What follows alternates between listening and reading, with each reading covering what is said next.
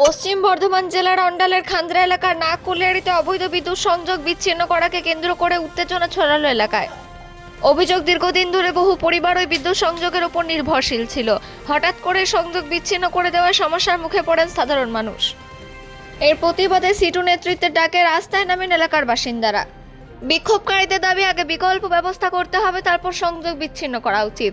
তাদের অভিযোগ, বিদ্যুৎ বিচ্ছিন্ন হওয়ায় অন্ধকারে দিন কাটাতে হচ্ছে বহু পরিবারকে।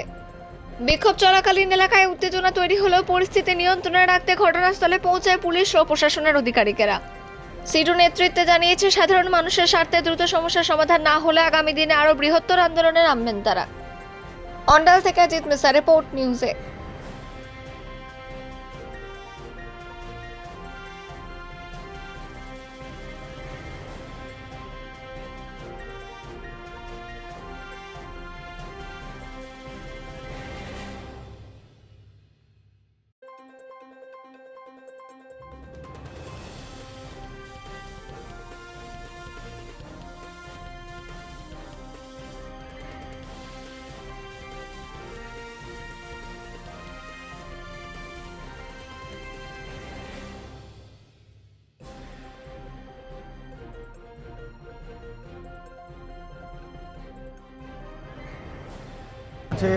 কারণ তো শুধু একটা নয়, অনেক কিছু কারণ আছে।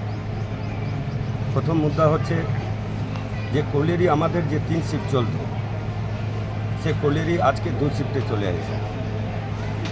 কারণ বলা হচ্ছে কি আমরা জানি না খুব ভালো করে যে কী কারণে বন্ধ করা হয়েছে। তো আমরা এটাই বলতে চাইছি যে আজকে যদি কলিয়ারি বন্ধ হয়ে যাবে, তাহলে আমাদের এই যে গ্রাম আছে, যে গ্রাম কী করে বাড়বে, ছোটো ছোটো যে গ্রাম আছে, এবং মজদুরদের কী হবে, এ হচ্ছে 1 নম্বর।